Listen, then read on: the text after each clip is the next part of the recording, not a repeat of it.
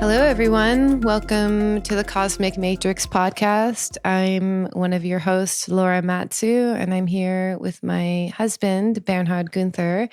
And this topic we're going to be speaking about today is definitely can be a very triggering topic. The title of this podcast is These People Are Sick, and we're going to be discussing the epidemic of child trafficking and abuse. So just before we get into it, I just want to mention that we just did a soft launch to the application process for our next course, which is going to be a private course of 25 people. And it's called The Embodied Soul Awakening. And in this course, we're really going to be diving into the fundamentals of self-work. So we're going to go through the physical, somatic, emotional, psychological, and the esoteric. So one of the things that Bernhard and I bring differently than do to a lot of coaches is we bring in a lot of the esoteric topics. Like we talk about the matrix, we talk about the occult, we talk about, even in this course, we're going to be getting into aliens, but we also talk about the practical three-dimensional tools that we need in order to awaken to basically reach this next stage in the evolution of consciousness. So we're going to be doing a 2-month course, a 2-month journey, guiding people through a process of tools that we've used, that have worked ourselves, and really just building community, because what they're trying to do right now is isolate us, and we really need each other more than ever. So if you feel called to apply, if you've been listening to our podcast and they've been really helping you, we'd love to have you there. You can go to the URL awakenapply.com. That's awakenapply.com and fill out an application. Tell us a little bit about yourself, and we'll get back to you soon. All right. So another intro I'm also going to do to this course is, since we are going to be diving into the topic of sexual abuse, especially child sexual abuse, and some pretty triggering topics. If you've had unhealed sexual abuse, meaning you're aware of it, but you haven't processed it, especially if you're still a very high anxiety or disassociated person, I would recommend you don't listen to this podcast. I mean, it's totally your own free will to listen to it, and if you do decide to listen to it and you have had a history, even if you've healed some of that and you're feeling pretty solid in it, what I'm going to suggest as well is if you feel yourself getting strong emotions like fear or anger or sadness, or even getting disassociated, getting very out of body, you're not able to pay attention to the podcast anymore, I'm going to recommend you actually turn off the podcast and access a resource state. So this is a state where you feel calm, safe, and protected, and your nervous system starts to regulate. So you start to activate the parasympathetic nervous system. So for me, what actually works is putting one hand on my heart and one hand in my belly, and then thinking of a person that I feel safe with. So you could even practice that now for a few moments and just kind of get used to what that feeling is like, just so that you're in control of your experience here and you're not feeling at the mercy of just listening to this podcast and getting re-traumatized or re-triggered. So just if you do feel yourself getting a little bit activated, I'm just going to recommend that you find a resource state before you get into this podcast, and then turn off the podcast and access the resource state if that turns out to be the case. And if you do have major abuse or trauma, I would recommend that you proceed with caution, because we're going to be talking very openly about things. And I've been working on processing this on a multidimensional level for like almost a decade now, basically, so I've gone through a lot and to get to this place of processing it. And also I feel very safe where I am now, which makes me capable of being able to talk about these topics and go there. So I just wanted to preface that, because I really want anyone who's had, which is a lot of women who've had a lot of experiences of childhood sexual abuse, or even just sexual abuse or being sexually assaulted, to just proceed with caution, because we do live in pretty intense times, and I just want to make sure everyone is taken care of. Okay, so yeah, let's get into it. So there's so the real epidemic we're dealing with is actually the epidemic of sex trafficking, which is coming out now. So a few people have come out talking about this. John Paul Rice, who wrote this, he wrote this movie called A Child's Voice, was it called? Yeah.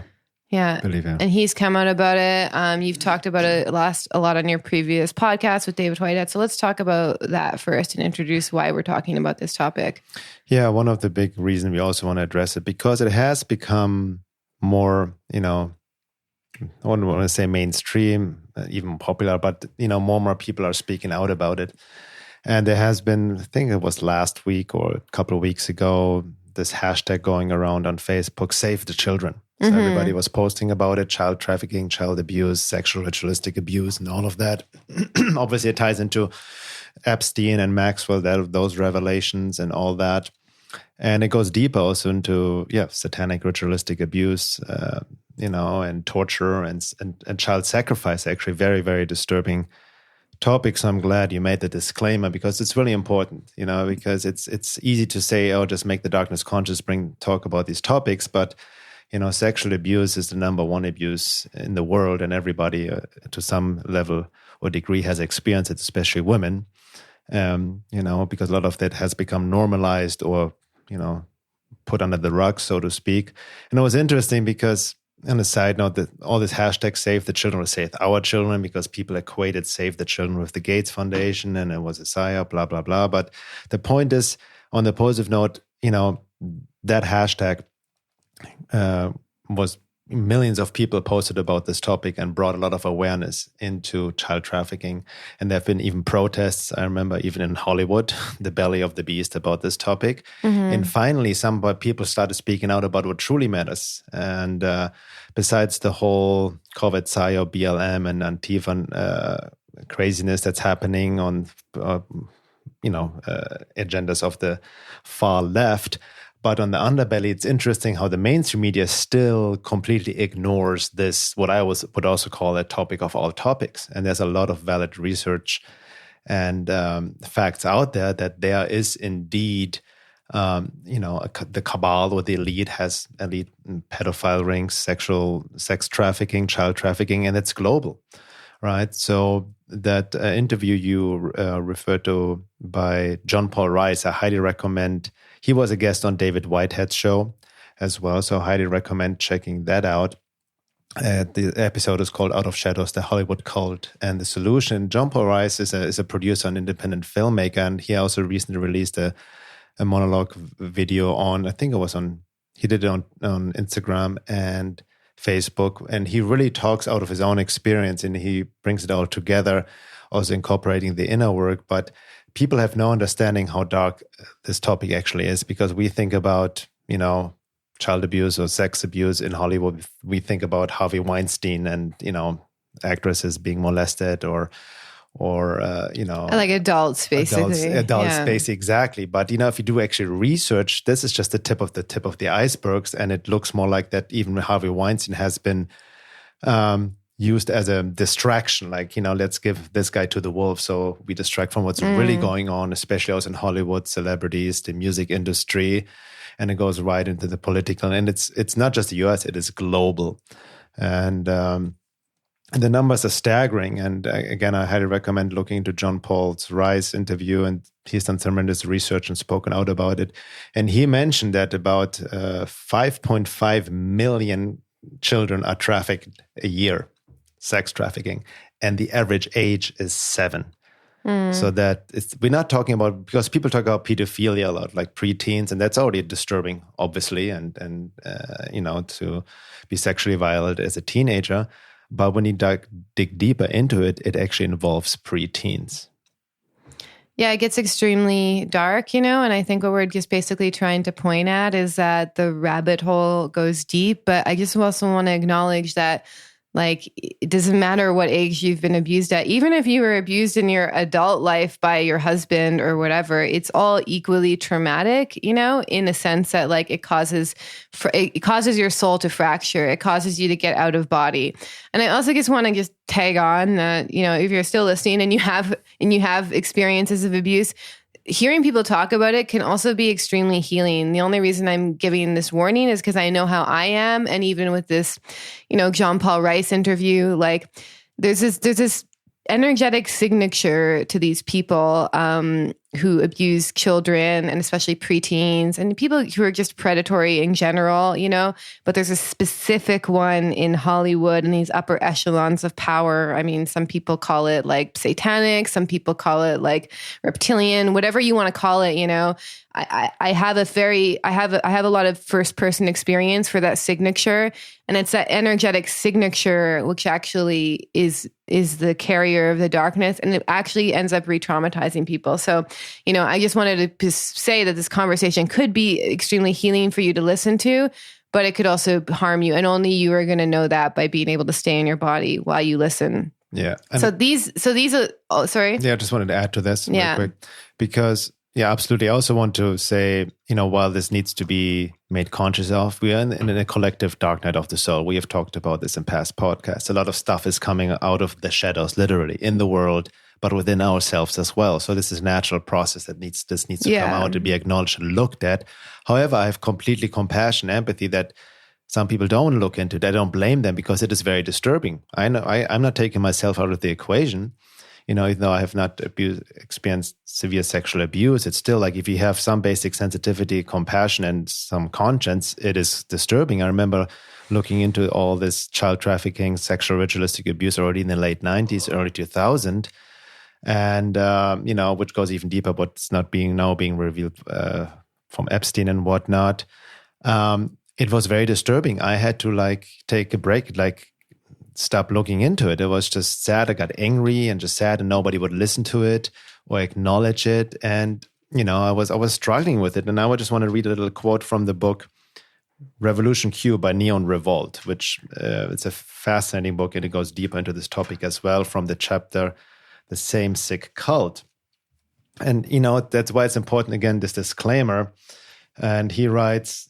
He also refers to Fritz Springmeier's work, which I can highly recommend, about the Illuminati and these secret societies. Trauma-based mind control was his trauma-based mind control, exactly. So Neon Revolt writes, likewise, Springmeier actively discouraged anyone from reading who themselves might have been a victim of such evil. He didn't want to inadvertently trigger any latent mind control alters to dissociative states in anyone. If you suspect to be such an individual, please move on. Don't read this chapter, as he basically saying. I said in an earlier chapter when I was first hit with the Pizzagate information, which we'll talk about later on a bit as well, my body would involuntarily shudder and I would involuntarily cry at times as I was following along with the research threads. There was nothing I could do about it. I would go to move my mouse and my hand was shaking. I would read another post and it was just tears, which I couldn't stop. Now I consider myself a pretty tough guy. I've worked around blood and guts and I've seen pain and disease. But I also consider that I've, over these 3 years now, digested and processed a lot. So what I'm trying to just say with that I've similar, it creates, if you have some basic conscious empathy, you'll be affected by it. And it's not just easy to be that objective about it. Yeah, and we're not going to go into graphic details, although I plan on sharing some of my own experiences in this, but just be warned. I have to, for myself, I can just tell you, I don't watch certain movies. I don't watch certain music videos. Actually, I just through my own trauma, because I'm sure some people are aware of this, but for people who don't, I spent the majority of even from preteens, basically until my mid-20s, having a whole bunch of experiences of being sexually abused, sexually used, with people who are fairly famous in the music industry.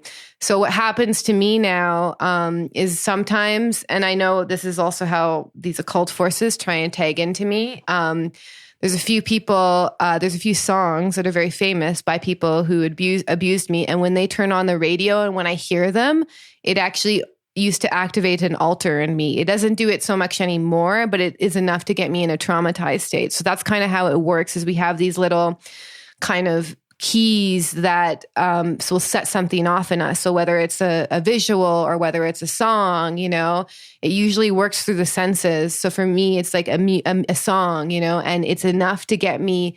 It's almost like my mind starts time traveling, and I'm a person that I used to be, and it used to be really out of hand. Like if I heard a song go on the radio, like something else would take over me, like some other force would come into my body that was not my true self.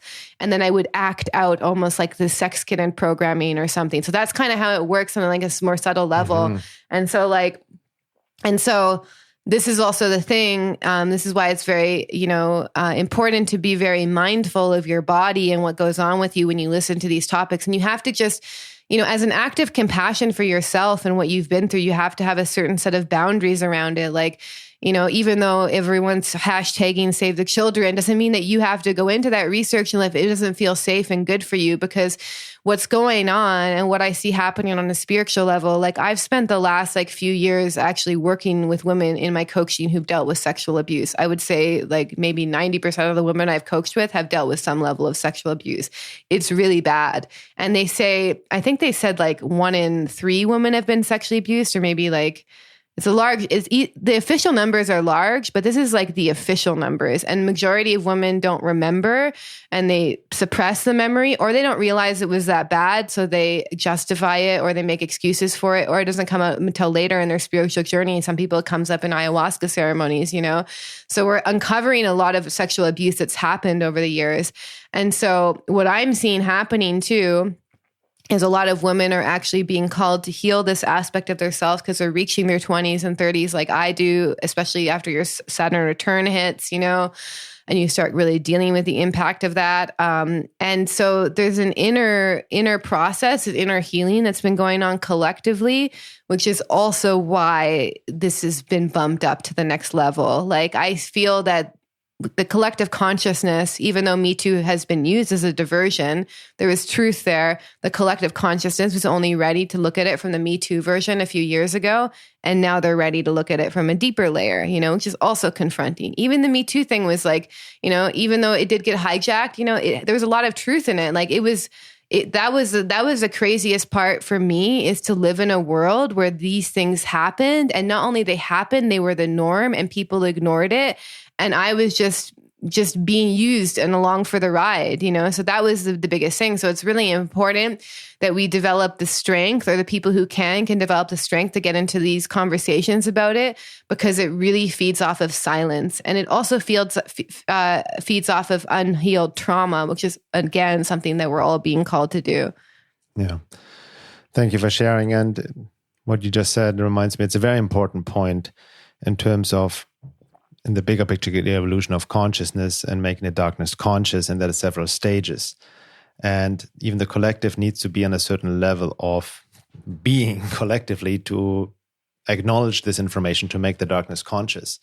And, I think, like you said, the Me Too movement was a stage, even though it became manipulated, distorted, and a distraction, but it helped to bring awareness to sexual abuse. And now it's the next level because, as we just saw with Save the Children, there's a lot of more information coming out, which of course the mainstream just labels right away as conspiracy, nonsense, blah, blah, blah. But anybody who makes this claim has never done sincere research into all of that. And it's actually concerning that if there's people talking about an epidemic of sex trafficking, that they're just dismissing it right away. That's what's disturbing. Yeah, but then, exactly. Zero curiosity, zero being like, oh, let's maybe look into this. Yeah, let's apply journalism and let's investigate that. Yeah. But that shows you again, it should come no surprise that the mainstream media, the Mockingbird media, especially New York Times, CNN, MSNBC, and all these outlets are a complete tool for the deep state, cabal, whatever, just to distract, to denounce, to deflect, and ridicule truth, basically, right? Because they are involved in it themselves. Even Anderson Cooper, interestingly, on the side note, has come out speaking out against QAnon and whatnot, and he researched his family connection, his mother, what happened to his brother, and all of that. It's quite disturbing. Yeah, that's a good point. That brings me to we look at these pop stars that are losing their mind and we say, oh, they just got too famous, power got to their head, etc.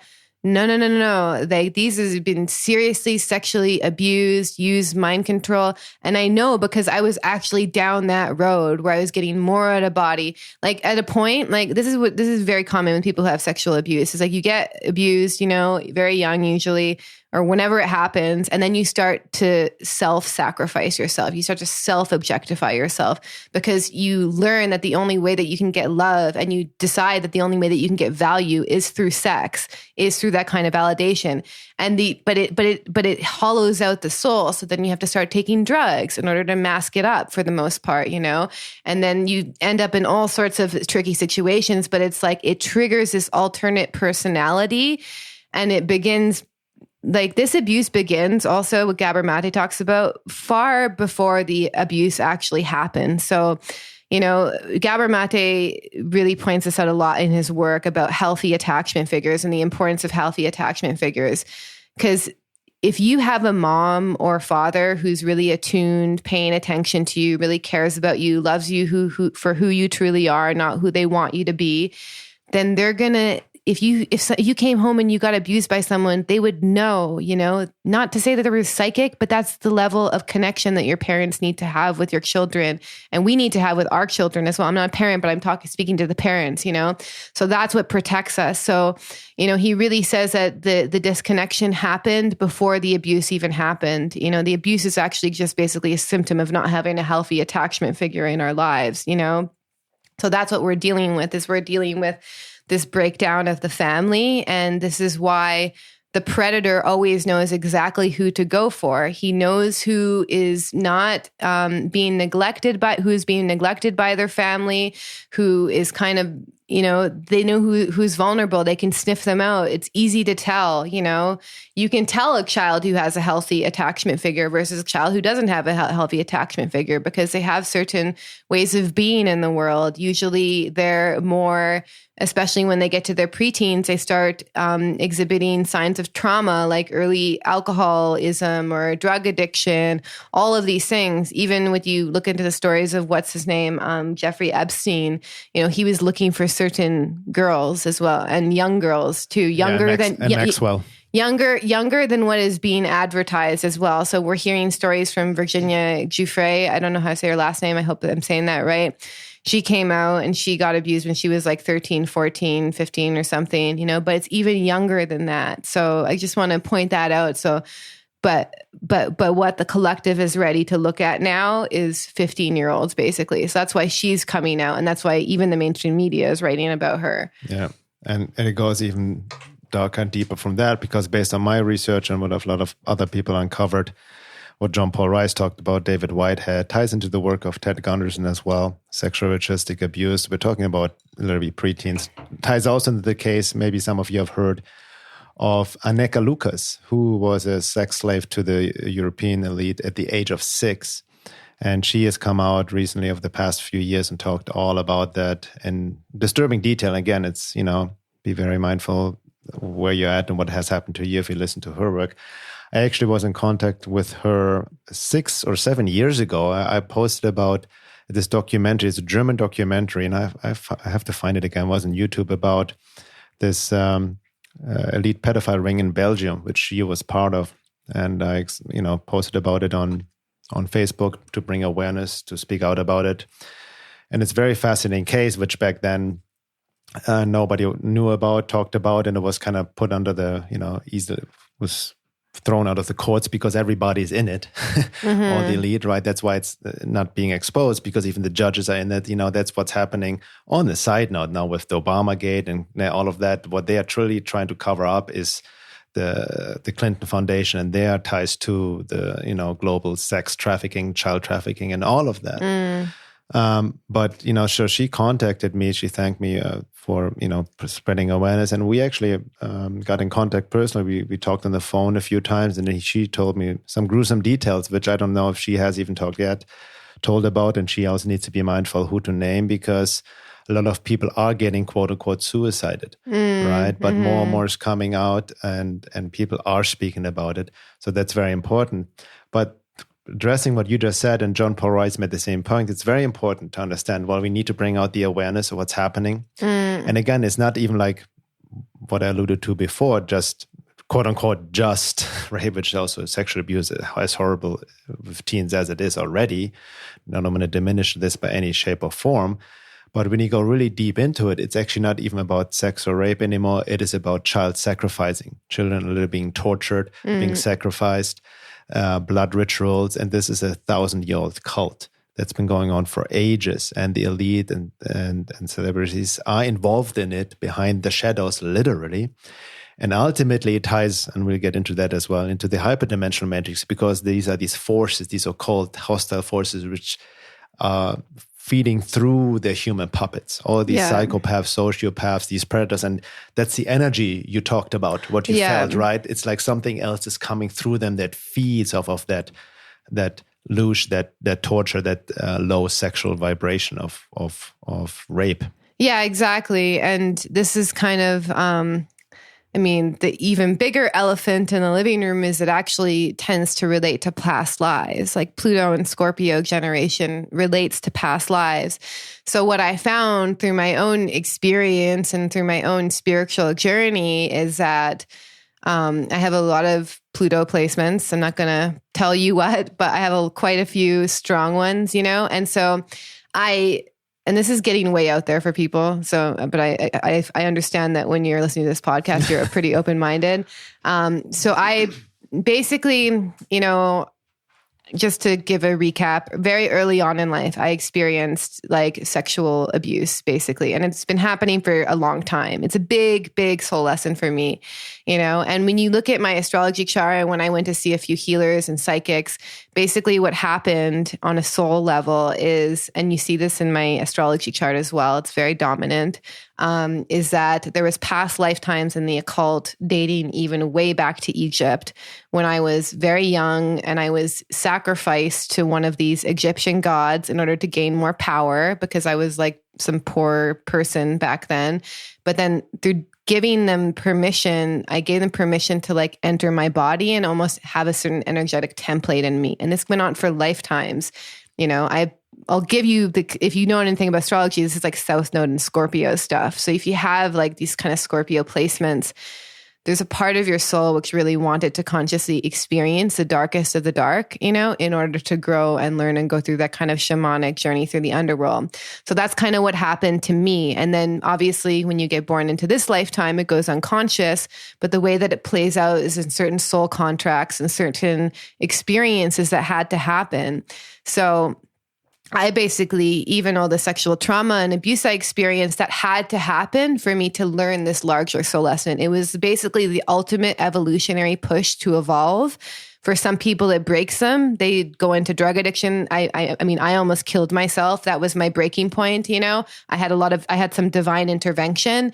So some people don't learn this lesson. So I really want to just say that. But for the people who do, then you become someone who can truly face evil within first, because there is a part of you that you need to face, that is connected to this, and without. So, and that's how we gain our true power. And I've written about this recently on Facebook, is like the people who have really gone through this kind of archetypal journey and faced this evil within their own lives, found the kind of even soul contract and reason why it had to happen. These are going to be the people who are going to be truly powerful to stand up against these people, basically. Because you can't meet this predator with niceness. You can't spiritual bypass it. You really need to understand it on a deep level within and without. And that takes some serious like humility, awareness. It takes a lot of somatic work to heal, because a lot of these traumas, especially sexually, is stored very deeply in your body, especially in your genital areas. Like you get trauma stored in there. Like I had to do a lot of work, a lot of time also just not engaging in sex with people, because what's happening collectively too, is we have this very disturbing template around sex where we equate sex with abuse, with violence. You have all these crazy fetishes, which are reaching the mainstream, This is not healthy. This is all these occult forces, which is feeding off of the sexual energy. And that's really what it comes down to, is like these occult forces carry over lifetimes and they literally feed off of the energy of children, of sex. Like that's where it's the chi, it's the life force, you know? So actually who you find getting targeted are people who have a lot of creative and spiritual potential because they have the highest amount of chi. They have the highest amount of sexual energy. A lot of these people in the mainstream media who are very famous, the pop stars, actors, they have a lot of chi. They have a lot of sexual energy. That's why they're choosing them. Them as a vessel. Yeah. No, thank you for sharing. Wow. That also, again, goes back to what you just said, also confirms what John Paul Rice has been through in his own healing, and Aneka Lucas, who also have done a lot of work to heal themselves, and now they become powerful voices and forces to stand up and do their work. Yeah. Even Aneka Lucas, he has an organization, Yoga in Prison, all that. So they understand the self-healing part. It's very important. Yeah. So because it's easy to externalize, and yes, there needs to be external action to expose, the evil, the elite, and the pedophile and the child trafficking and all of that. But don't get yourself into the illusion that just by taking out all these people and arresting them, killing them, whatever, everything exposed, it's done and over. No. We have to understand the interrelationship between the inner and outer. And one of the biggest illusions still we suffer under is that the external world is separate from our internal world. So the darkness that we are seeing outside, that's revealing itself, that is out there, is on some level a reflection of our own inner darkness, unconscious on some level. So we need to do the inner work. And as you just mentioned, we want to expose sexual pedophilia, child trafficking, and all of that. But put the mirror on yourself. You see what's happening, as you alluded to, in this day and age with the sexualization of children, right? Through media and like what you said, the programming, which affects everyone, even people who have not been abused, whatnot, right? To varying degrees, symbolism, subconscious programming, when you listen to Miley Cyrus, Madonna, or whatnot, those divas, right? Or films, Disney, huge to the symbolism in there. It's very dark. Shadow is within Disney and all of that. Which just brings in, because that's why it's important the main thing to protect your children from sexual abuse is actually having healthy attachments to them, because then you're the person that they come to and you're the person that they trust. So when you can't control your children, even when you go out in the world and you they hit 13 basically, then they're at the mercy of culture, whether you like it or not. I even know kids who are homeschooled who are infected by culture. You can't really stop it unless the more you try and shelter them, the more they're going to be interested in it too, by the way. So you have to be that healthy attachment figure who they come to, who they talk to, who they trust, who they share things about. And that's what's going to protect them. Because once the culture is sick out there, it's like exactly as Q said. I mean, these people, they're sick. The culture is sick. If you look there's this video that went viral that I showed you where it showed, what kids looked in the 90s when they were 12 and 13 and what kids look now when they're 12 and 13. And the sexualization, the objectification is terrifying. When I was 11, 12, I wasn't sexualizing myself yet, but now you have 12 and 13-year-olds who look like they're in their mid 20s, basically. That's the point it's gone into, and who are, dancing very graphically, dancing in sexually suggestive ways. And I'm not being a prude. I'm just saying that 12 and 13, when you're dancing in that way, there's something wrong with the culture. They don't even know what they don't even know what they're doing. Yeah, because they've been programmed, and it's once again they're objectifying themselves. They're running these programs through the media manipulation. Yeah, and that ties into the whole, I have to say, the leftist Marxist agenda, or the destruction of the nuclear family.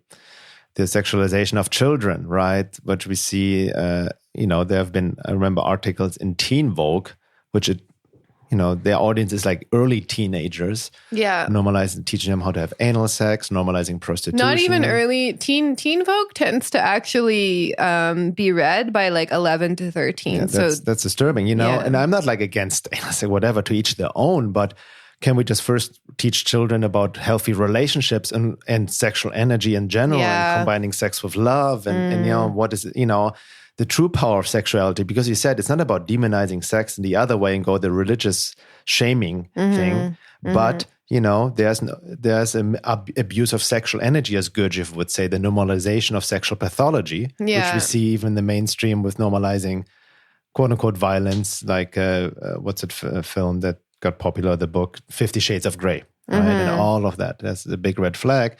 But, as I mentioned before, all of this out in the external world, the the horrors of the child abuse, sex trafficking, crimes against children needs to be exposed, needs to bring to the light, but also we need to heal ourselves. We need to put the mirror on ourselves. So, for example, how do you, feed into that energy?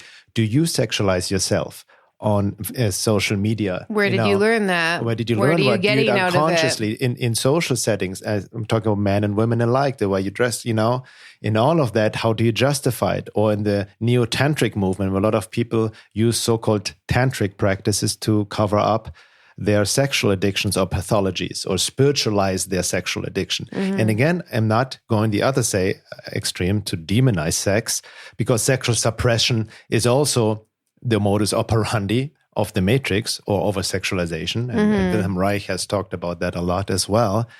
But it's about the proper use of what is sexual energy, creative energy, right? And all of that, and how we can easily, feed that agenda ourselves, or watching porn, for example. Where do you think most of these, especially internet porn, were these, that ties also into trafficking? I mean, Pornhub got recently exposed for having videos of child porn, of children that are victims of child trafficking.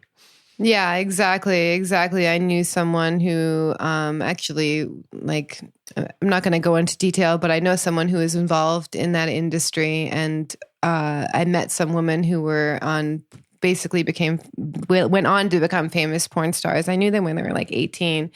And I watched their personality change before my eyes. They became this archetype of this sex kitten, this porn star.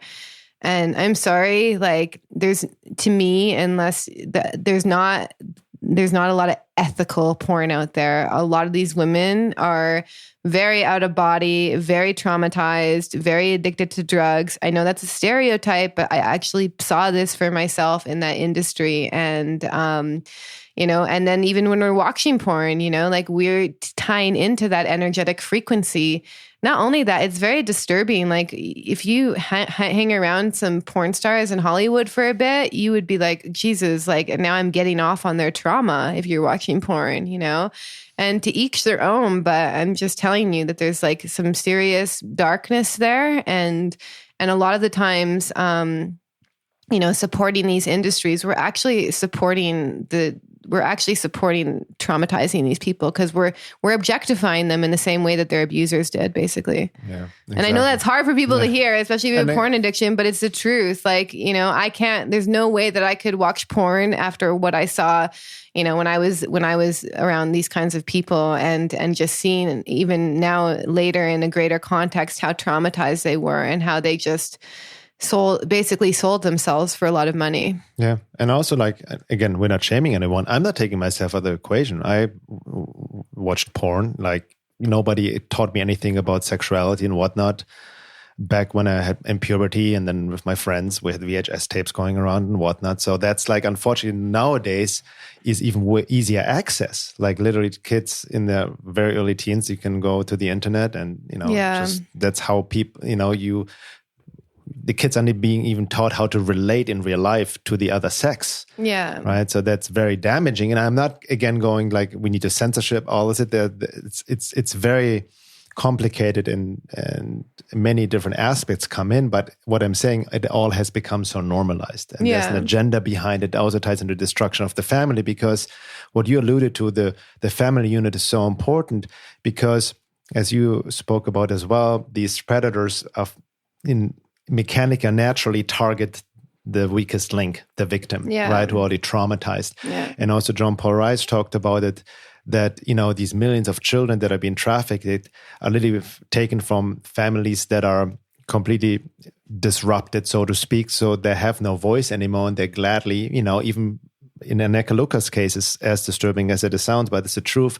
Parents sell their children to these pedophile rings. That's the level of evil we are engaging, and it's all based on their own trauma, right? Mm-hmm. And it comes a lot from third world countries where it's all about money and whatnot. Yeah, and they target children that already don't have a voice. So if they would they don't have they don't have a healthy parent that's paying attention to what's going on with them. That's what I'm saying. But also, if they would get out of it, nobody would take them serious or listen to them. Mm-hmm. You know what I mean? Mm-hmm. So they're just trying to get the outcasts, the runaways, and all of that. Yeah, because imagine if someone were they don't, first of all, they know not to go for kids who have a healthy attachment figure, because the second that they do, they would go tell their mom and dad, and then they would get reported and all shit would go down. So they know exactly who to go to. They know, even just on a subconscious level, they know the signs of a kid who doesn't have a healthy parent or attachment figure there who's paying attention to them.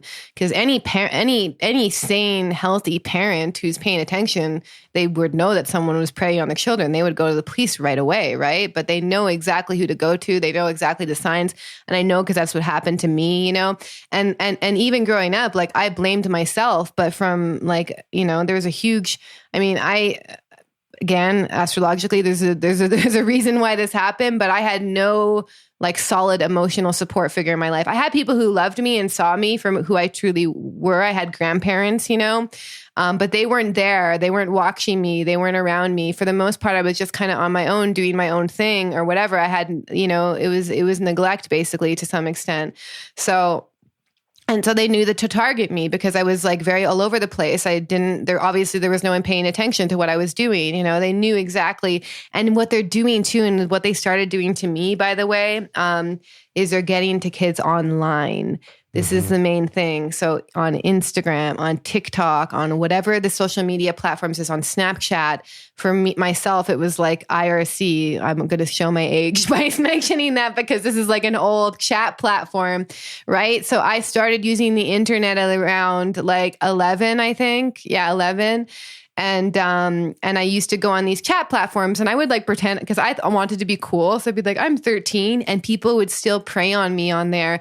They would send me sexually suggestive messages. And this was like way back in like, how old was I back then? I don't know. It was like the late 90s, I think.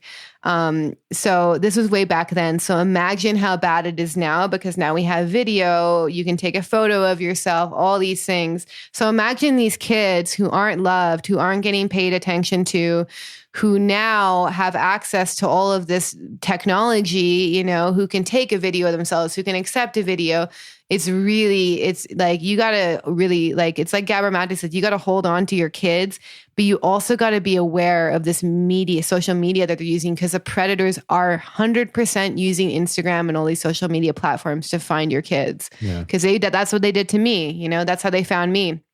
I had famous people who I wrote about recently on Facebook. When I was 11 years old, I made a website for my favorite VJ. He started calling me on the phone. He started sending me gifts. That's weird looking back. I didn't realize that until I actually hit his age. And I was like, why would I like sending an 11-year-old gifts, calling them on the phone, talking about Backstreet Boys, But those are actually, I feel that he was actually grooming me, So that's kind of what happens. And so we just gotta, we really gotta pay. And I'm not saying to police your kids on social media, but you gotta be aware that this is where they get to them, and you have to have a healthy enough relationship with them that you can talk to them about things, because this is really, I feel, this is how a lot of kids are getting targeted these days.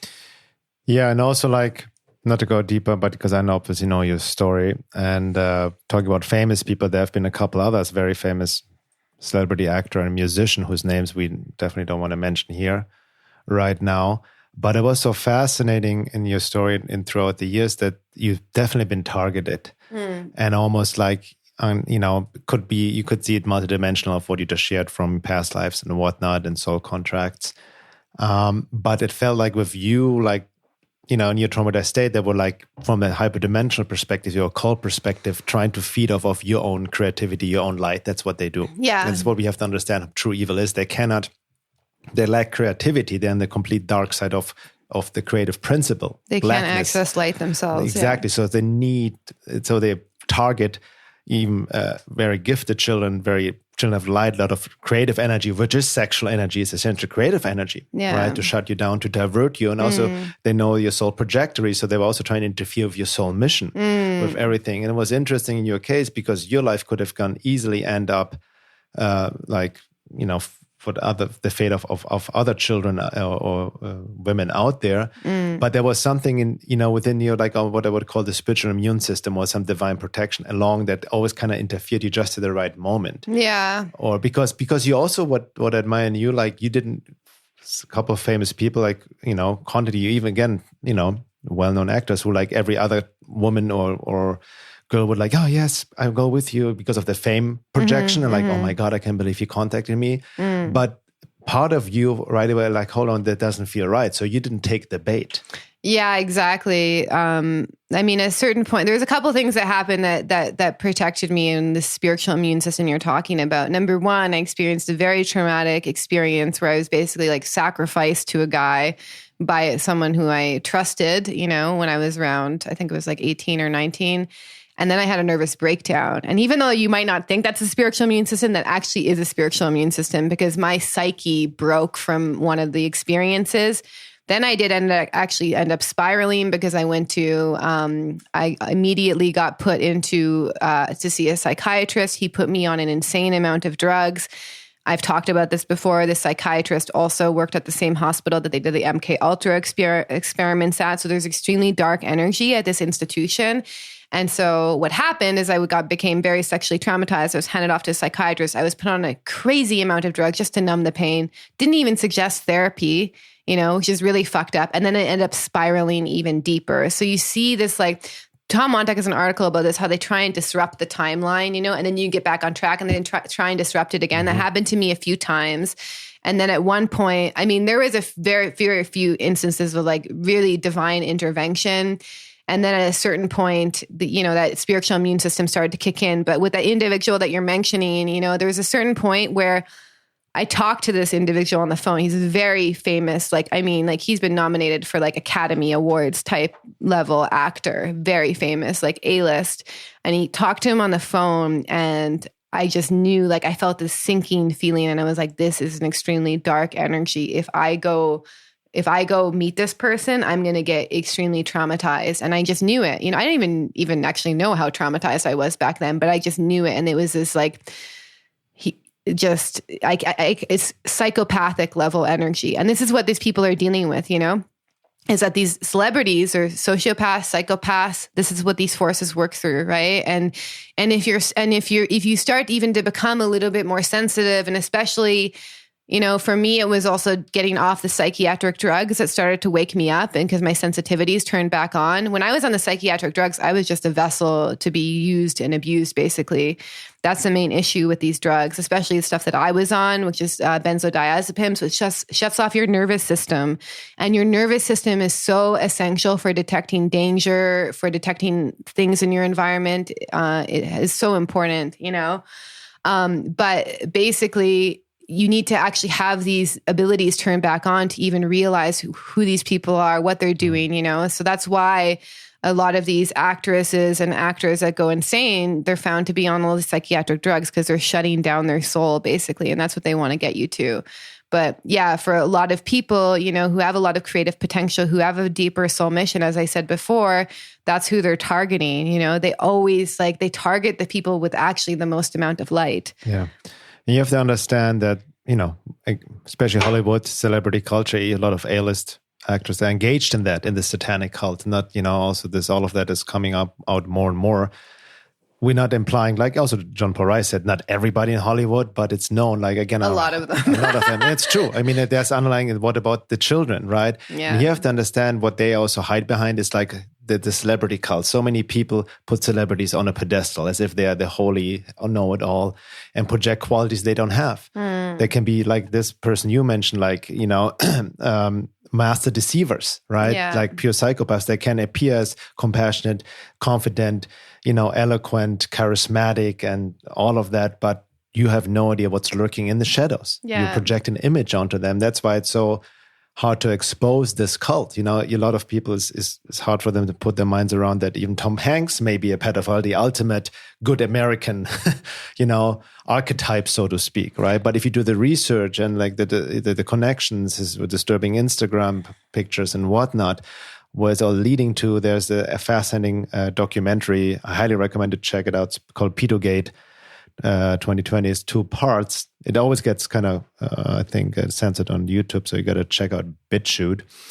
But that's where they hide behind their own public image, right? Yeah. And then people defending that. I remember this one musician, years ago, you actually mentioned him, and right away all his fans came out and defended because of what they are positive projections onto him and this band. Yeah. And then you're being ridiculed and shamed. Yeah, that was the next layer of trauma. That's why I think it's also important that we speak out against this, because I've shared stories about these people, especially around, before the Me Too movement. I shared a story about a very famous musician on like Tumblr.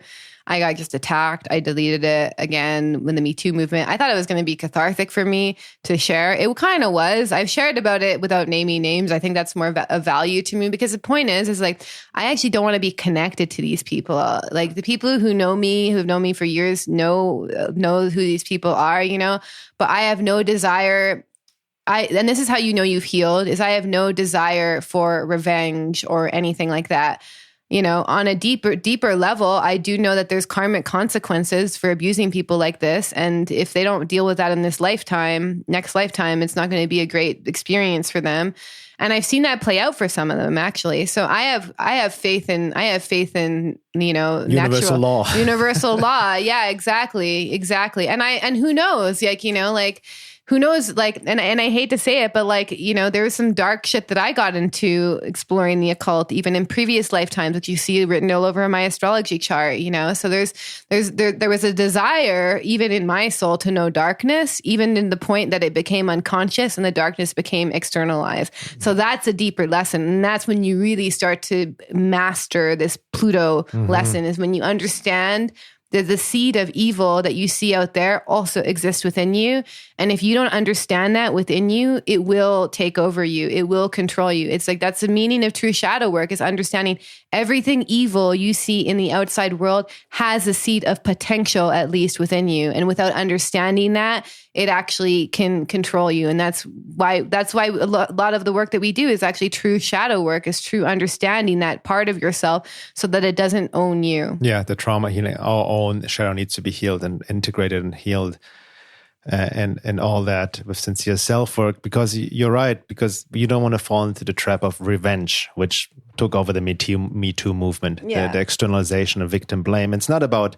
It's very tricky. It's not black and white. You don't want to say, oh, it's just your karma, but there's, see this from this bigger picture perspective when you bring in past life, soul lessons, in all of that, and the evolution of consciousness, and that all is one, the divine experiencing itself subjectively, from the light to the darkest dark evil, so to speak. Yeah. But what I see right now happening, it's all of this is being more exposed. It's important to bring it out into the light, out of the shadows. Which, by the way, I highly recommend that film Out of the Shadows as well, if you haven't seen it yet.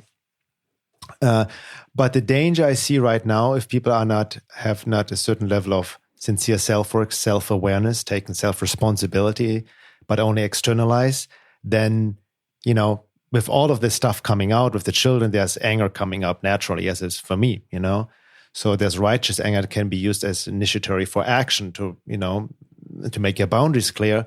But most often, if it's not met with self-awareness and conscious action, it can be easily infused with hate. And now with all the pedophiles, all these people being exposed, whatever names, Epstein, Maxwell, and it goes deeper down, all the people that have been on the flight list on this Lolita plane and whatnot, celebrities.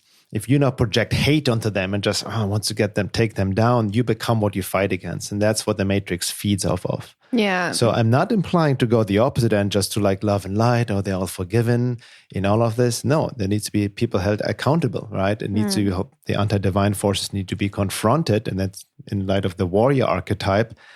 But we need to also, not keep this predator-victim cycle feeding on itself over and over again. Yeah. Right. And I don't say don't have a simple solution for it, but the quote-unquote solution is also to really heal our own stuff within. Yeah, exactly. That's the first step, before you go out trying to expose people. And this term, hold them accountable, is a social justice warrior term where people feel like it's up to your individual will to play out karma. And yes, it is up to us to make boundaries. It is up to us to protect the children. Totally, that's our responsibility, But you're not going to be the person who's going to it's not your job, and nor do you want to take it on to be the person who gives karmic retribution to the person who abused you. You know, I read this story the other day of this woman. It was actually posted on like a group on Facebook where she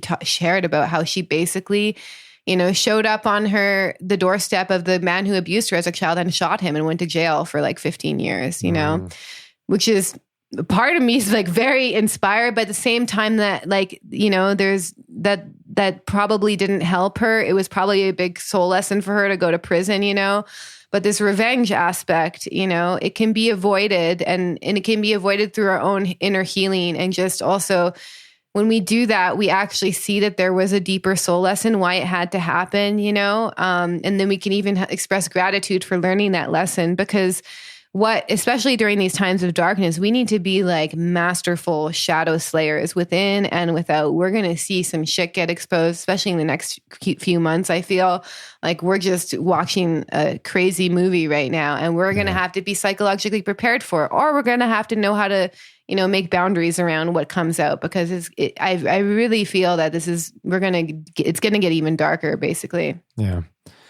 So as we finish the first hour, I also want you guys to remind you, like, Laura and I, we're going to start our private online course in October. It's a 2-month program. It's called Embodied Soul Awakening, and we're going to go deeper into the work we just shared about as well, the inner work, especially the fundamental of self-work on the physical, emotional, psychological, and spiritual level, really this holistic, integrative work over a course of 2 months. But what's unique really about this program, and what Laura and I bring in, it's really the inner and outer work. So we put in the context of exactly what we actually talked about, what's happening in the world, the exposure, the matrix, how these matrix forces work. Because it's very important in this day and age to really combine both. Because I see a lot of people just externalizing everything and waiting for somebody to arrest the cabal, but they don't take no self-responsibility for the inner work, right? For all the stuff that's coming up, our own shadows. So we don't project it externally. And the other extreme, a lot of people, they're so-called spiritual people, they're really focused on the inner work, but they have no idea how the outer matrix, the anti-divine forces, the occult forces work, and they feed into the cabal, you know, Marxist agenda right now, the social justice warrior agenda, which is also infecting humanity. So we really need to work both, you know, the inner and the outer. And with this program, we go together in an intimate group setting that will give you the foundation for the years to come. And again, if you're interested, it goes only via application. Go to awakenapply.com. Just awakenapply.com. You can fill out the application, and we'll get back to you and then share more about the program. So in the second hour, I just want, just to wrap it up, I just want people to reflect. What's one difficult experience you've had in your life that you've learned an important lesson from? And what was that lesson? And then can you express gratitude to yourself for learning that lesson, and maybe even be grateful for the experience because it brought you that lesson? So that's just something to think about if you found some things come up for you in regards to this topic. Yeah, so in the second hour, we're going to go deeper into what we already touched upon right now. We're going to look a bit more into the topic of sex priestesses and how this ties into the Egypt goddess worship. We're looking into this ancient cult that has been reigning over humanity and sacrificing children for eons, really. And it also ties a lot of it into the research, the Q drops, and where Q has been, Q's intel has been leading a lot of researchers into. I've referenced this book before, and I quoted from it, Revolution Q by Neon Revolt. He gets really deep into this ancient cult and of child ritualistic abuse and child trafficking and all of that. So we want to talk about that, and also about mainstream media or entertainment music industry, which you touched upon, Disney, sex kitten programming, MK Ultra, and tie this again into the bigger picture of what's happening in light of current events, as well as we already hinted at, because these are pretty intense times, and it's obviously going to intensify leading up to the elections and whatnot. And again, if you're already a member, you have access to the second hour. If you're not a member yet, sign up at my website, veilofreality.com. It'll give you access to all the second hours of past episodes and future episodes, as well as to the membership forum. And again, I highly recommend checking out John Paul. What is his name again? I'm sorry. John Paul Rice's. John Paul Rice, yeah. Thank you.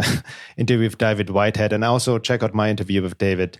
The last episode 40, where we also, especially in the second hour, go deeper into child trafficking and everything that has revealed itself over the past few weeks on a more quote-unquote mainstream level. See you guys on the other side.